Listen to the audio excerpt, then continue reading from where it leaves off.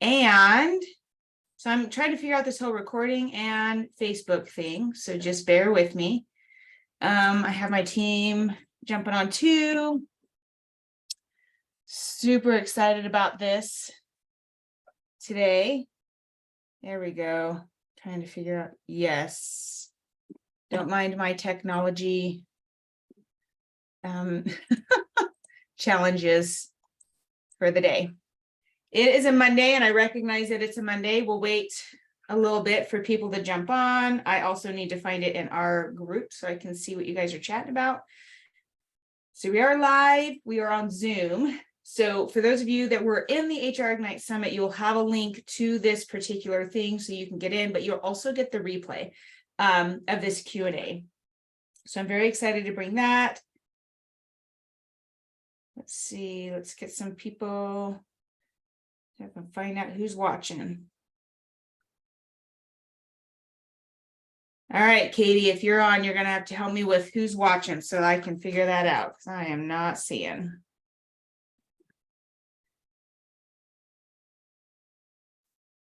For those of you that don't know, so this is on our business page versus my HR Ignite Summit page.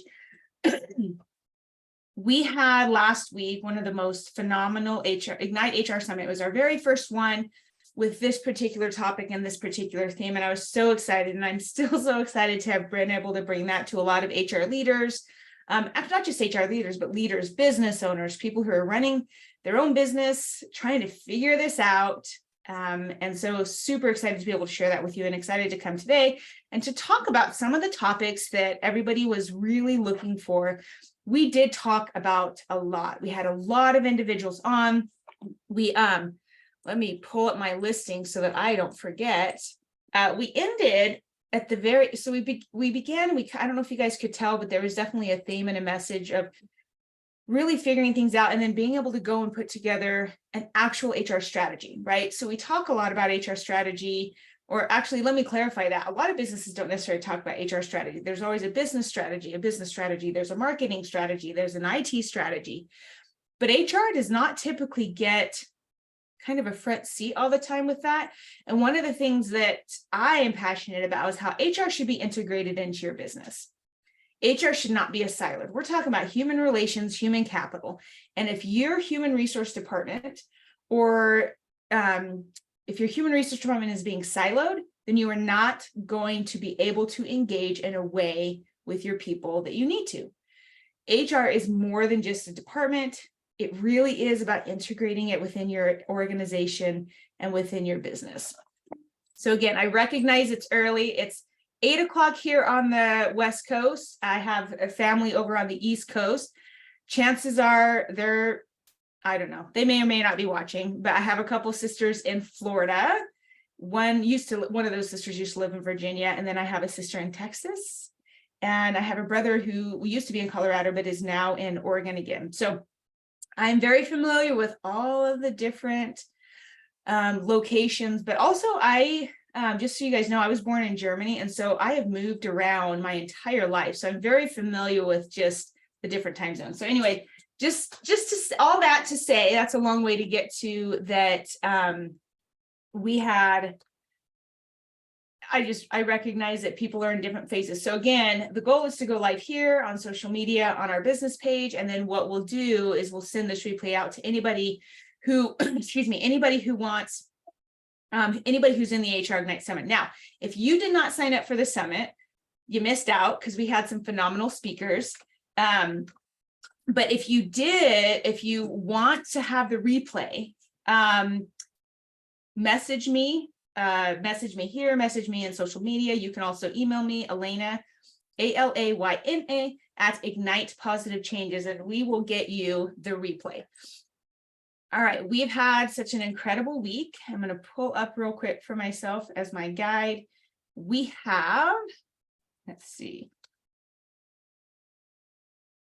All right, just to kind of remind everybody what we had this week, because it was pretty phenomenal. I'm so grateful for the speakers.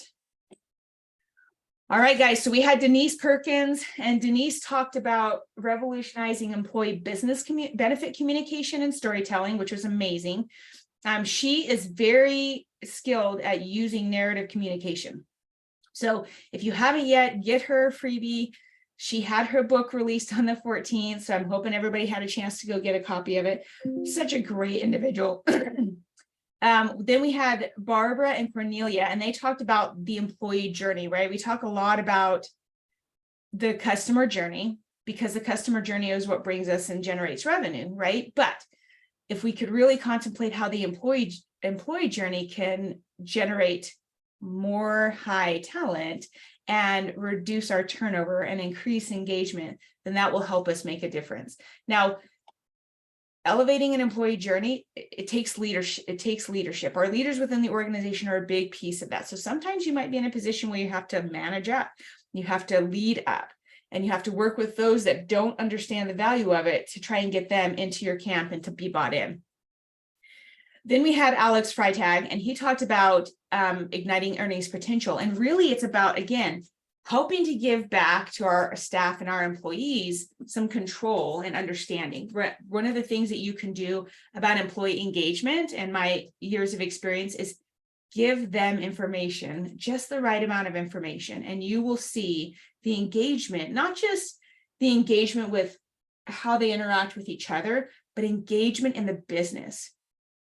My last facility and my last business was over $100 million. And I'm telling you right now, there is no way I could have ran that facility by myself and hoarding my information. If I hoarded the information, nothing would have changed. Nothing would have happened. The growth that we saw, which was, we had double-digit increases year over year, but it was all about giving back to my staff and giving to the frontline employees those metrics, those things that they can look at and that they can track. So if you haven't yet checked out Alex, Dawn talked about the roots of resilience, and Jill's in here too, who talks about trauma informed. And one of the things that I just love about those two is, so I'm a foster mom, been a foster mom for 8 years, very much about diverse experiences and trauma. And throughout my experience, it has always been individuals that will say, well, it's okay. It's okay. They have trauma. Yes, we all have trauma. We all have things. And our goal, our job is to help people be more successful by meeting them where they're at, giving them tools, helping them to grow and develop, and then they can be more successful. And then utilizing their unique skill sets, their unique perspective into the business as well. We then had Felice and Julie. Now, they talked about hybrid era. They're both from New York. So they definitely were in a location where during the pandemic, you really saw this significant shift, right? You think of the streets of New York, people go there just to see how it's hustling and bustling and how everything is moving. And in a moment it was stopped and it changed. And people had to adapt. And people had to adapt not because they wanted to adapt, but because they had to adapt. It was a survival. Felice and Julie talk about this phenomenal leading in a hybrid work, how to do that well. They had a great freebie as well, the 7 C's of leadership, but they also, if you haven't gotten the book, you guys get the book. You know, there's the books, the leadership books that's all about leadership. And then there's kind of the reference documents where you can read it and then go back and refer. Well, theirs is one of those. So very excited about that. Check that out. We had Paul Falcone talked about strategies for leading through conflict. And I will tell you, conflict resolution was the #1 thing that people were coming to this summit for. The #1 question when we polled is, what is it that you'd like to get? And it was conflict resolution. So we're going to talk and we're going to go into part of the bonus is Q&A, but I really want to address some of the questions that people had about conflict and conflict resolution. And so I have some of those I want to talk about. Penny Tremblay talked a lot about, again, she talked about conflict resolution. She talked about it from a perspective of playing nice in the sandbox. Play nice, people, play nice. But it's really hard sometimes to know how, what does that look like? And again, we don't get to control people. People get to make their own decisions. And so we have to work with them, and what we can control is us. So we're going to talk a little bit about that. Dr. Paul White, Igniting Workplace Appreciation. So the 5 languages of appreciation in the workplace. what a great gift that he's given, which is, this is how you can appreciate people in the workplace to help them be more engaged and continue to work with each other in positive ways. Jill, again, talked about trauma-informed care. And then Dr. Jack Phillips, he talked about the blueprints of excellence, which is crafting an innovative HR strategy for tomorrow's success. And that's where this innovation comes in, you guys. We had this huge summit. We had 12 phenomenal speakers, and the goal was, how do we change the narrative of what's happening in HR? In my $100 million business that I ran, I had a team of, I was the CEO of this organization, my location CEO, let me clarify. And then I had 4 next level leaders, right? So that would be CFO, CHO, all of those things. And then we had our, the next level, and we had 13 of them. And then you could see the leadership. So there was multiple levels of leadership through the organization. But let me tell you what we had. How many people do you think we had in our HR department, our official HR department? Any guesses? Okay, I got 2 viewers on there. I'd like to know the chats, if I can see the chats. Let's see. Oh. All right. How many people do you think we had in our HR department? The real answer is 1. We had 1 person, well, and depending on how big you were, you would have 2. So we had 2 people, one that was more of HR compliance, and then we had another one who was our training coordinator, right? So we had 2 people, but I want to be really clear that while that was their official department, HR ran through our leadership team. We did not tell somebody, hey, by the way, you got to do all the hiring and good luck and have it. It was every single leader within the organization had a part in hiring, onboarding, recruitment, retention. It was extremely important for my leadership team to be involved in that, because then they owned it. And when you disconnect HR from your leadership team, there's no longer buy-in for your leaders. What that means is that your leadership team will blame somebody else, or could blame somebody else for hiring the wrong person.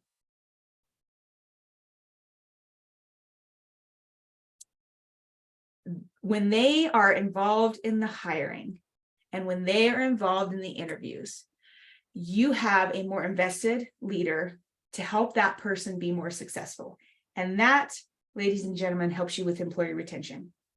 Separating HR from the rest of the world, excuse me, from the rest of your company and organization only hinders your HR processes. It does not help propel. So if you want to be innovative, that's one of the other things that people on here talked about, being very innovative. So be innovative in integrating your HR into your leadership team. Make it part of your strategy. Some of the other topics that we talked about, of course, some of the other questions. So conflict resolution, okay, was number 1. Workplace appreciation. So how do I get people to be engaged, and how do I appreciate them in the right way? Onboarding, leadership. Leadership's always out there, guys, because leadership is part of what is any role you're in, you are a leader, and people are looking to you for that engagement. They're looking to you for modeling good behavior. You know, we talk a lot about modeling behavior in parenting.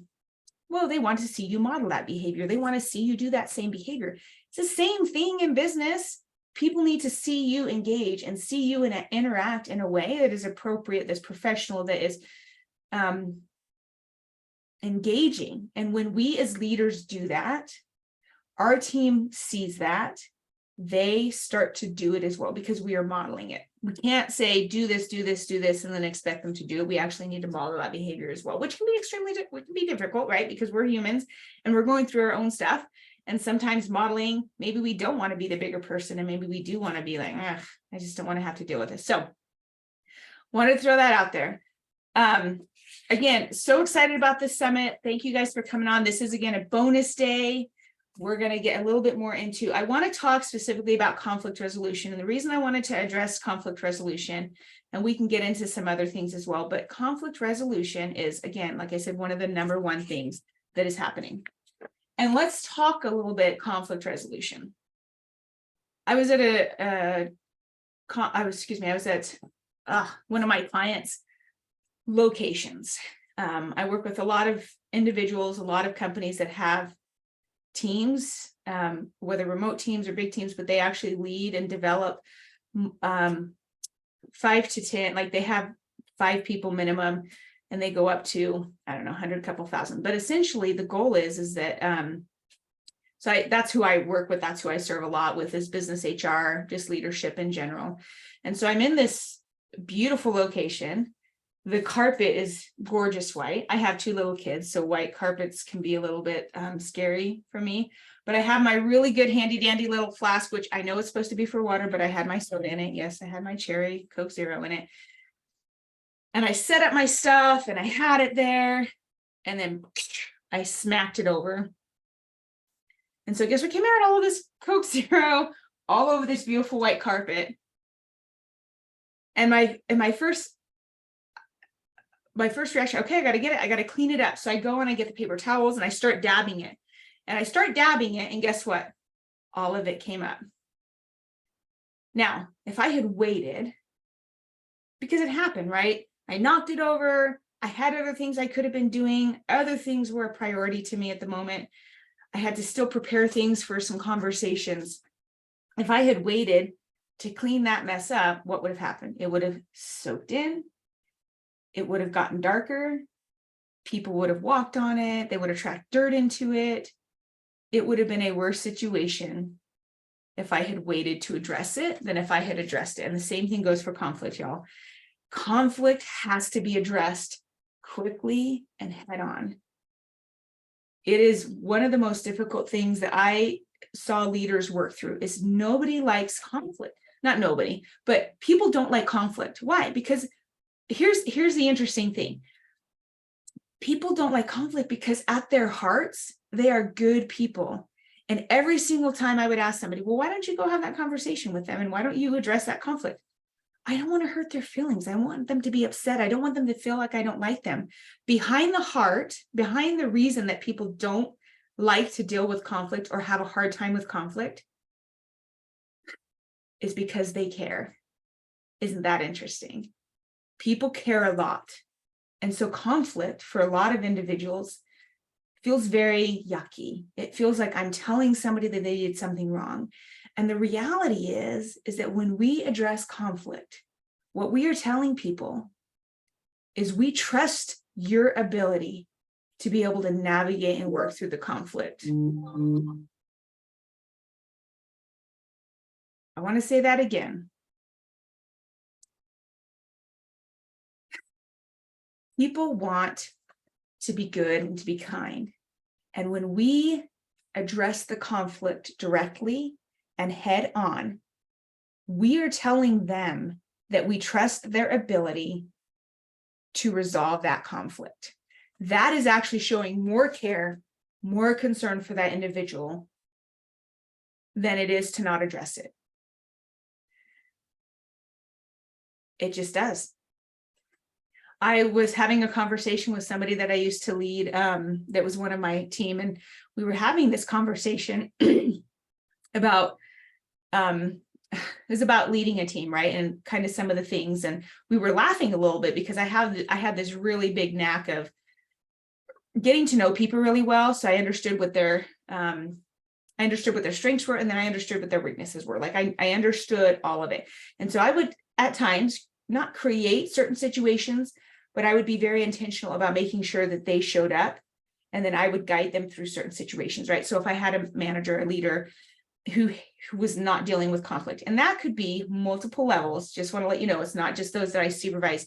I had to deal with peer-to-peer conflict, and I had to manage up, lead up when there was conflict above me as well. On my team, managing conflict was, I would identify one of my managers, and I knew that they didn't want to have that conversation. I would bring them in. We would have that conversation about what it is that was showing up for them, why they were not having this conversation. We would work through it. And then I held them accountable to having that conflict resolution conversation. As a leader, if you want to change the dynamic within your organization, don't fix it for them.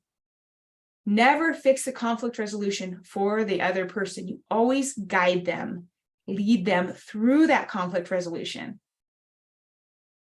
It feels harder in the moment, because we just want to fix and correct. But it does more damage than we think it does.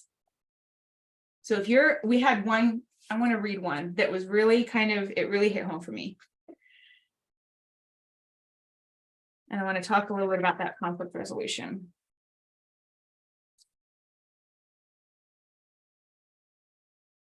What to do when your supervisor's style of management conflicts with your personal values, ethics, and principles.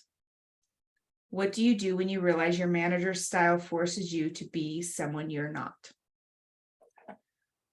That's pretty heavy. All right. What do you do when your supervisor's style of management conflicts with your personal values?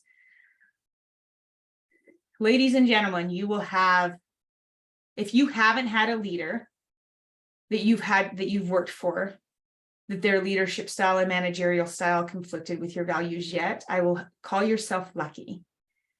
There were multiple times that I had to go and interact and work with leaders that I did not agree with.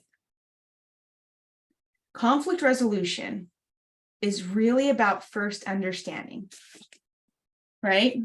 The first thing you have to do, I'm going to get maybe if my looking works. I did write notes this morning, but technology. The first thing before you can ever resolve conflict is to be able to understand the other individual. And so if you have a leader who is not aligning, create a way and a space where you can ask questions. Asking questions gives you a lot of information. And it could be as simple as getting to know that person a little bit more, watching them, observing, but really understanding their why. Why are they doing what they're doing? For the most part, most of the people I have met really are reasonable individuals, but there's always a reason they're doing what they're doing. And so I would also ask a question. So a couple things. One, get into a conversation with that individual. The second thing I always ask them, my managers will tell you, I told them to ask this too, is what would make a reasonable person act or say or do what they are doing? What would make a reasonable person, right? Because when we go into conflict resolution, we assume the other person is very unreasonable because it doesn't align and it doesn't connect with us. But the reality is people are working and they are doing what they're doing for a reason because they're a human being. They have their human element. We talked about people's lived experience. We have no idea the complexity that comes with that person. So first, start to ask the questions and be genuinely interested in that individual first. Be genuinely interested. Then ask yourself, what would make a reasonable person make those decisions and do those decisions? And then once you get through that, then the third thing you do is then you start to really deep dive to see what is the barrier and what is it that's, how can I resolve that conflict? So essentially, once you've gone through those things, I promise you that once you start to deep dive that way, you're going to see that situation a little bit different. And then you're going to be able to see a little bit clearer on why you guys are not meshing or why there's a managerial conflict. 90% of your time should be with people building, training, developing, relational, if you're in the people business. And if you're working in any type of business, we are all in the people business. Every one of us, if you're working on a team, if you're supervising a team, we are all in the people business, y'all. So just want to make sure, hopefully that helps. Again, we'll record it and I will be sending that person a specific email as well, just to make sure that they feel that's a big deal. It's a really hard thing when your boss conflicts, your values do not align. That's tough. That's a tough one. All right.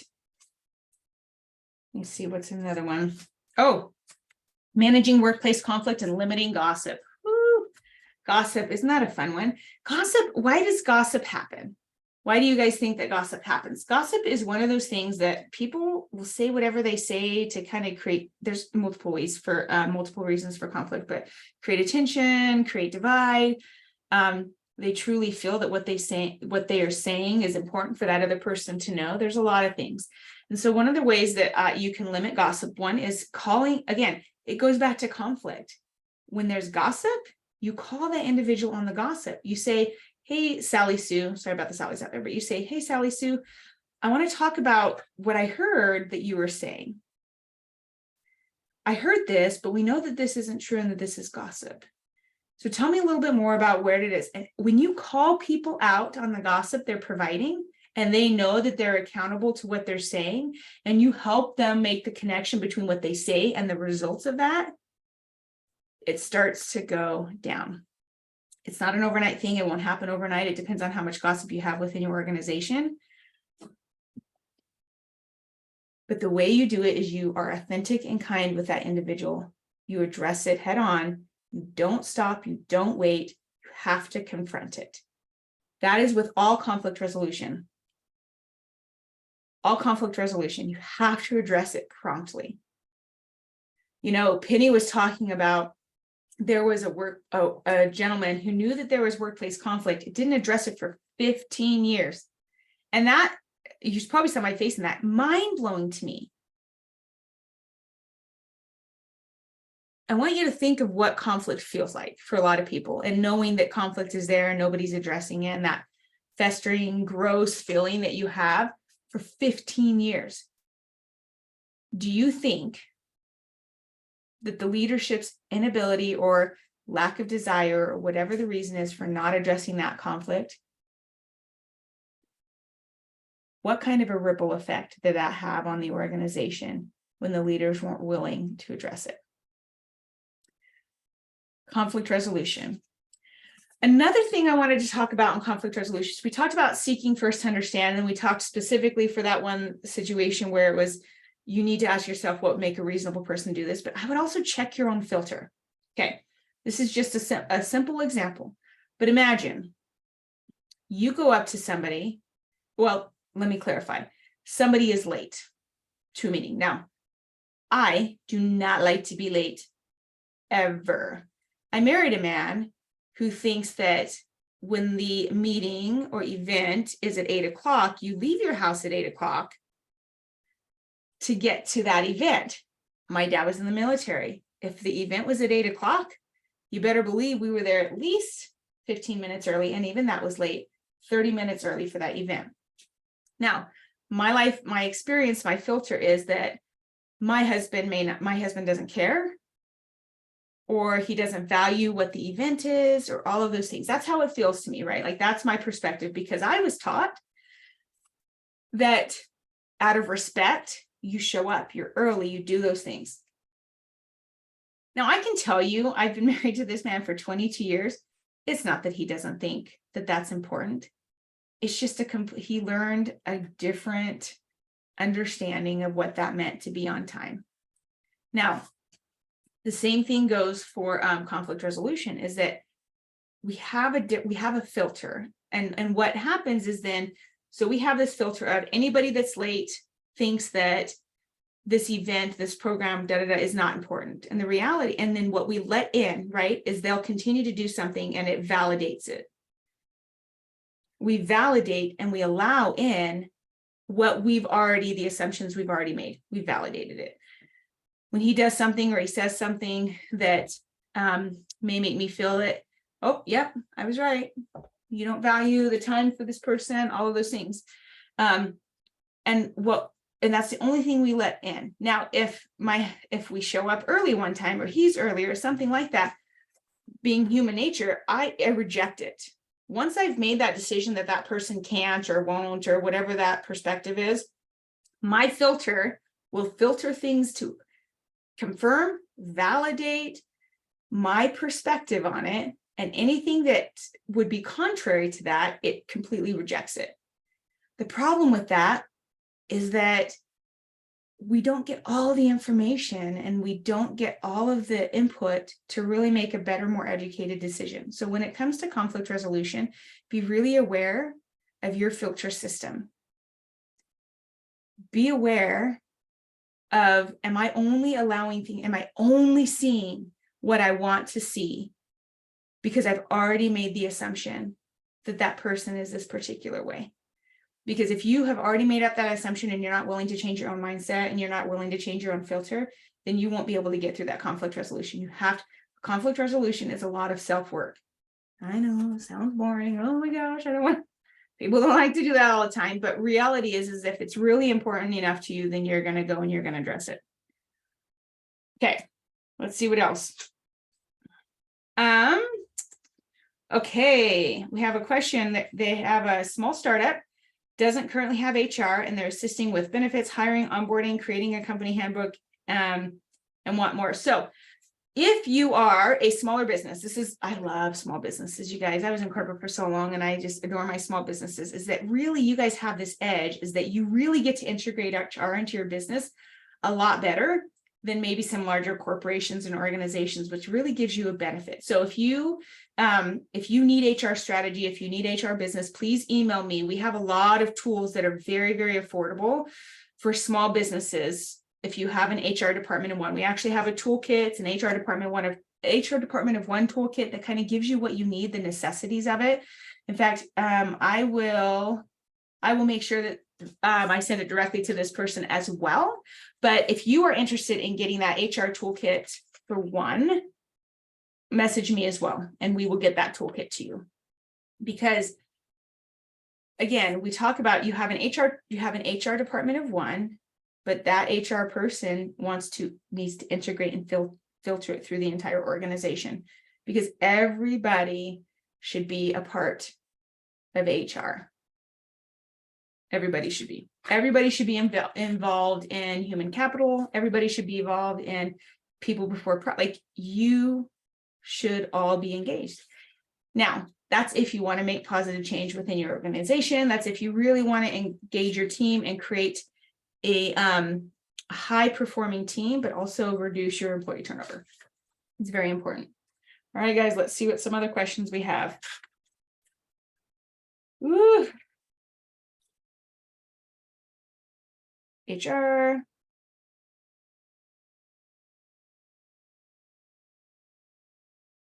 Ooh. How other HRs are leading in the ever-changing work environment. All right. Change. We all had probably more change than we wanted to have over the last 2-3 years through the pandemic. We had a lot of change. We were forced into change. And the companies that did well were nimble and adjustable and able to navigate. And a lot of organizations made shifts really quickly.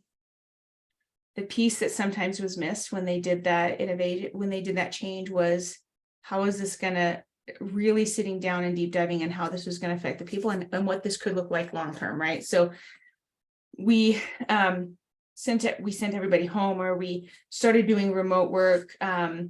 We started seeing clients, right? So I work with some multidisciplinary clinics where they serve families and children.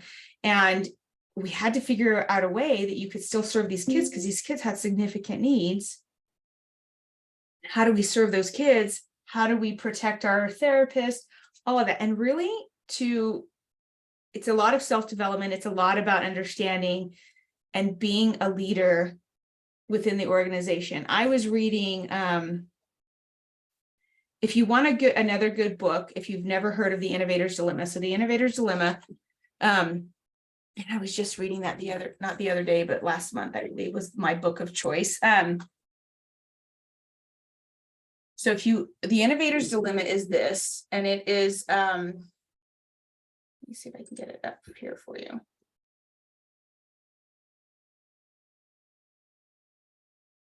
Well, it's by Clayton Christensen. I'm trying to see if I can give you a view of it.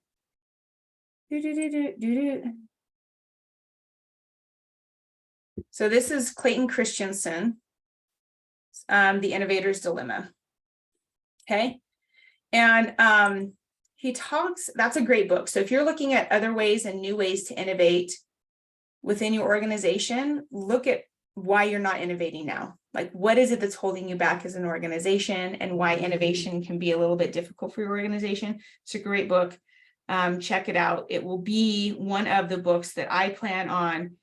We have a book club coming up, and The Innovator's Dilemma, along with all of these other phenomenal books we have, but The Innovator's Dilemma especially because we're trying to innovate and ignite change, is one of the books that we will be doing in our leadership book club that we have coming out. So one of the ways that you can continue to innovate and what other people are doing is really to self-develop and learn more about what you can do and then start researching it. But I would say it's really about understanding where you want to go and identifying trends and looking at trends. So great question. Thank you. All right. Employee engagement topics. So we had quite a few of employee engagement topics. Infused vision. Let's see. You guys, we are at 8:35 and I wanted to get in a couple more.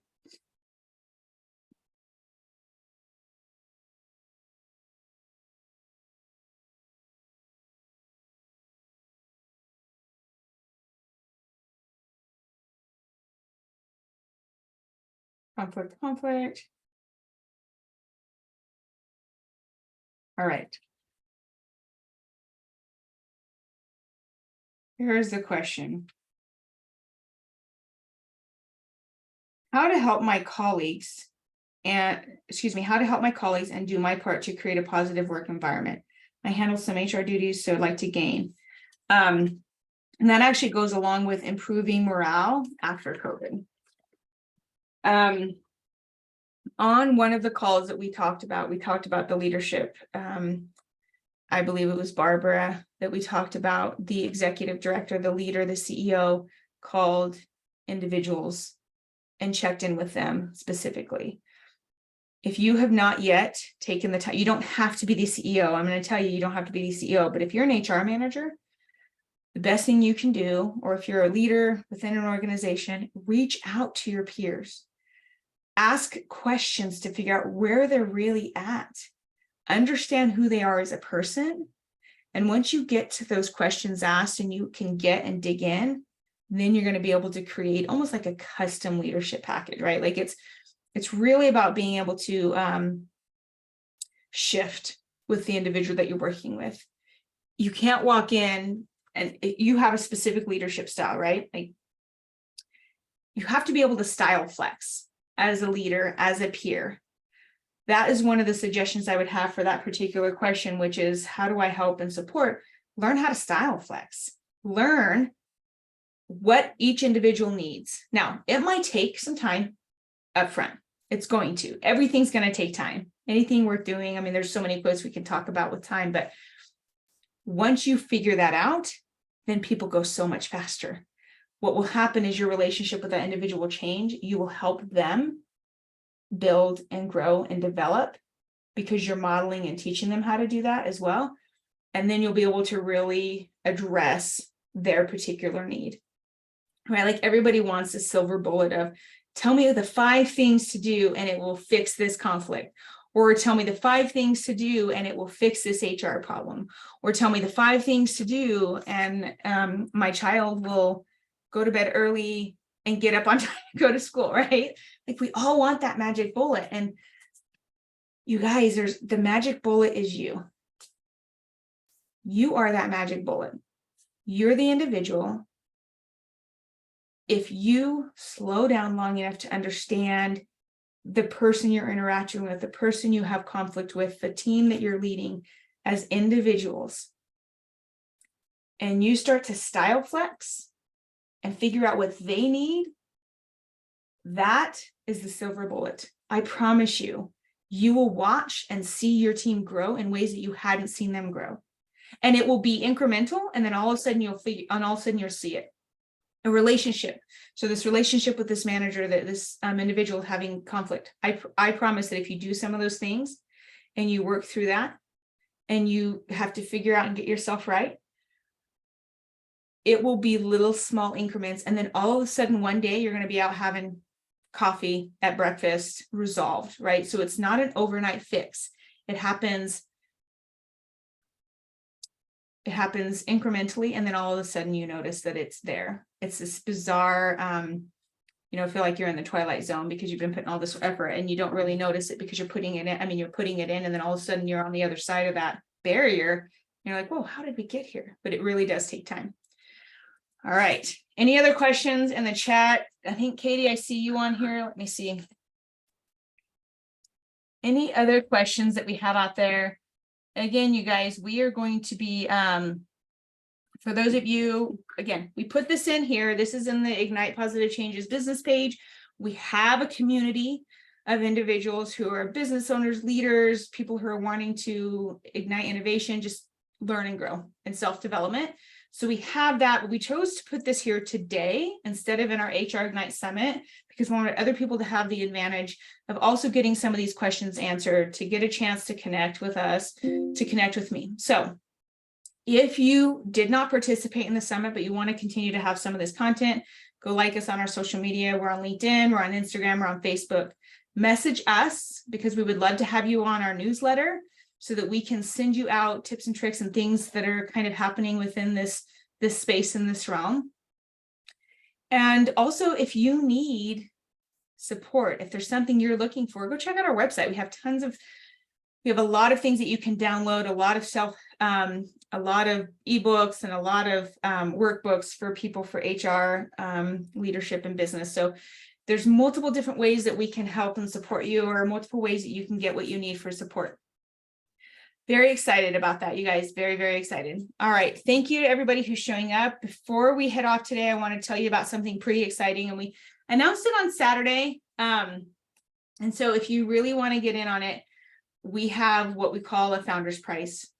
I am so excited to present and to put out there that we are having an HR leadership circle. Essentially what we're doing is, and this is exciting, you guys, because people need support. They need to be supported, feel supported. They need skills. They need a community. We all need a community. It can be very lonely being a leader in an environment. I have one individual on here that said, what do you do if you're in an environment where it's male driven and you're the only female? Come to this community, be a part of this community. We'll talk about it. We'll hash it out. One of the things that people tell you is that I don't hold back. I'm very transparent, and we address things and we talk about it. Doesn't matter what the topic. Some people will avoid a few topics. I don't avoid those topics. We address it. We kind of open up the curtain and figure it out and see what we can do to support each other. But I have a really cool, we have this Founders Club. If you're interested in it, first thing, just message me. But every quarter, we're doing a intensive. We're going to pick a topic, and the very first topic we're going to be doing in October is conflict resolution. It is something that's been resounding. We have a lot of conflict. It's a 2-hour intensive where we're going to talk about strategies, tips, tricks, about and address some of your personal concerns when it comes to conflict resolution. So that's going to be in October. We have this event. It's pretty exciting. We will put the details in here. We can also send it to you if you want to know about it. Email us, message us, and we will get you more details about it. Every quarter, we will be meeting to do a 2-hour intensive on a topic. We will deep dive. And then for 15 people, and we're doing a select few to start off just to see how this goes, we will be doing an intensive Q&A with me. So essentially, we have the information. We're going to be presenting it. It's specific on that topic. And then I will be put in the hot seat, and you'll be able to ask me any questions that you want to ask me. And for an hour, I'll be in a hot seat. And that's an upgrade that you can get. A lot of topics have come up over this summit: employee engagement, leadership skills, conflict resolution. How do I get my team back engaged after COVID? How do I lead a team? How do I do my hybrid work? Ladies and gentlemen, it's not going away. The complexities of people are here to stay. And there is this, it's so interesting to me that it's a movement, but people have always been at the forefront, right? If you really want your business to be successful, you grow your talent, you lead your team, you develop your team, and you help them become better leaders so that one day you can actually retire or move on. I used to tell my team that you have to find your replacement, but it can be very hard and it can be very lonely. It can be hard to be vulnerable in that space as a leader. So we're creating this space where you can come, you can participate, and you can be a part of a community where you get to be vulnerable. You get to talk about some of those issues that you're struggling with. We have this Facebook community that if you decide to join and you guys want to know more about this, you can be a part of that community where you can have questions answered and we engage. This offer that we have is going to expire tonight at midnight. So if you want to know more about it, if you want to learn more about how do I get in this intensive and how do I be a part of this group, message me. It can be email. So I'm going to tell you many ways to message me. So Alayna at ignitepositivechanges.com, you can message me on. You can message me on Instagram. You can message me on Facebook. You can message me on LinkedIn. Message me, please. Take advantage of this offer. Again, the goal is to give you the support and the community that you need in your current role, whether that's I own a new business, whether that's I'm an HR leader within my organization. It's all about leadership. It's all about applying those leadership skills to the current position that we have. Guys, I'm so excited about this offer. We have some other things coming up. So if you're interested and you want to learn more, make sure you get on our newsletter. We're going to get a link down below on this as well. Thank you to everybody who showed up. For those of you that are in the HR Summit, you already have all the information when it comes to this Founders Price and this Ignite Intensive that we're doing, this leadership training that we're doing. You guys sign up because this is the only time you're going to get the price. The price is $997. It's for a year. It is a $3,000 value that we're pulling down so we can get more people in, as many people as we can get in. And then there's a $250 upgrade to get to the VIP exclusive. But for the first 5 people that sign up for the Founders Price, they get into that upgrade for free. So we will put the link down here. It will be in this. Again, we have until midnight tonight, and then we're cutting it off, and the Founders Price will be gone. We may or may not open it back up to people to join. It just kind of depends on how full we get. Would love to have you there. Would love to be able to connect with you more, and would love to help support you in a community mindset. You guys, don't do this alone. Leadership can be lonely. I know I've been there. And so what I'm really excited to bring is community and connection. You guys, it is a Monday and I get that it's early. So again, maybe you couldn't see the live when we were going live, but please come in, check it out, listen to it, and then message me. Let me know how I can help support you in your leadership journey. Let me know how I can help support you in creating a more robust and integrative HR department and HR culture within your organization. You guys, thank you so much. Excited to be here with you today. Have a great, fabulous day. Have a fabulous day and go out there and ignite positive changes in every interaction with every person you have. Bye, guys. See you next time.